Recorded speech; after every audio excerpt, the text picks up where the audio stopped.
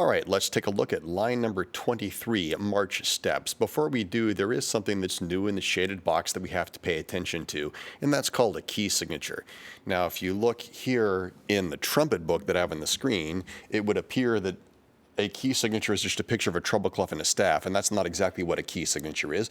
A key signature is normally flat signs or sharp signs that are written in the staff right after the clef. Now, as it happens, sometimes the key signature is blank. There are no flats or no sharps, such as on this book. It's a trumpet book. We don't know how to play any flat or sharp notes, so all of our notes are natural, so our key signature appears to be blank. Now, if you play the flute or the trombone or percussion, you have two flat signs in here, just like this. One is on the B flat line of the staff and one is on the E space of the staff. That tells me that throughout the entire piece of music, all the B's are going to be B flats and all the E's are going to be E flats. This is a good thing because we don't know how to play B or E. We only know how to play B flat or E flat. So this is sort of a shortcut for the composer. He can put the flat signs here at the beginning so that throughout the rest of the song, we don't have to have a flat sign in front of every single note. So flutes, trombones, percussion, when you play line 23, you see that first note is on the B line, and it has no flat signs in front of it, but the flat sign is in the key signature. So I know that first note is a B flat, B flat D, B flat D, C, and then in the next bar, E flat D, C, E flat D. I know that those E's are flats because of the flat signs that I see in the key signature at the very, very beginning. All right, now let's get on to actually looking at line 23. Counting here is very simple because everything happens exactly on a beat. Let's practice counting it first. And when we count it, it should sound like this. And 1, 2, 3, 4, 1. 1, 2, 3, 4, 1. 1, 2, 3, 4, 1, 2, 3. 1, 2, 3, 4, 1, 3. And stop. Now at the end there, we have to remember that that last note is on beat 3 because this first half note lasts for 1 and 2 and, which puts that note on beat 3. Now before we play it, we have to make sure that our fingers know how to make these skips here. We're really good at playing things that are steps apart. Do, re, re, mi, fa, fa, so. But now we've got to play notes that are a skip apart. So I can see here at the beginning, at least for the trumpets and clarinets, I got to go from C to E. That'd be do to mi. And over here, I've got to go from re to fa. And over here, from mi to so. Let's do some echoes. I'm going to sing some things to you, and I want you to play them back to me. Do, mi. Do, mi.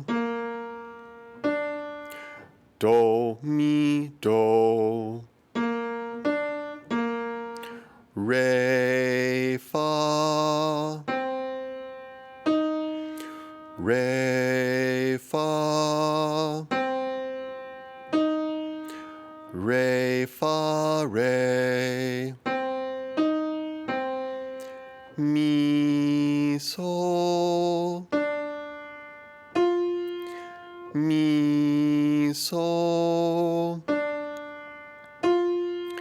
Mi, so, mi. And you can make up your own patterns as well. We want to make sure that our fingers are able to make these skips between do and mi and re and fa and mi and so. It's fairly simple on the clarinet. On the flute, we've got the most fingers that need to move. To get from do to mi can be tricky. To get from, especially from re to fa can be tricky. There's many fingers that have to move. So practicing it very, very slowly and then speeding it up until re, fa, re, fa, re, fa is easy to get your fingers to move. So let's do march steps by phrase. I'll sing some phrases to you, and I want you to play them back to me. Do, mi, re. Your turn, go.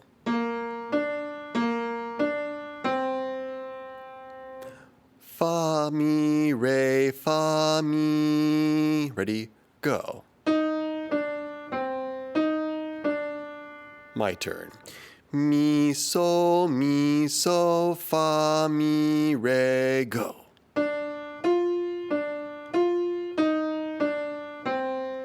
Sol, fa, mi, re, do, do.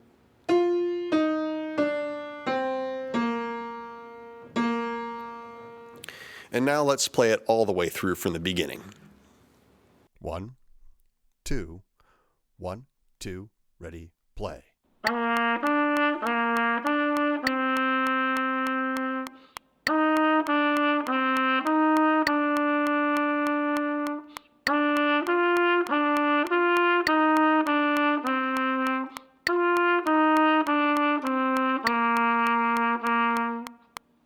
All right, now practice bits as slow as you need to, especially if your fingers aren't able to make those skips easily. When you know that you can finger the right notes, work on playing it at a steady beat, both along with this recording and along with practice first. Make sure that you've practiced long enough that you've got a good take on practice first to submit. That's part of our practice assignment for the week. That's it for this one. Thanks for stopping by.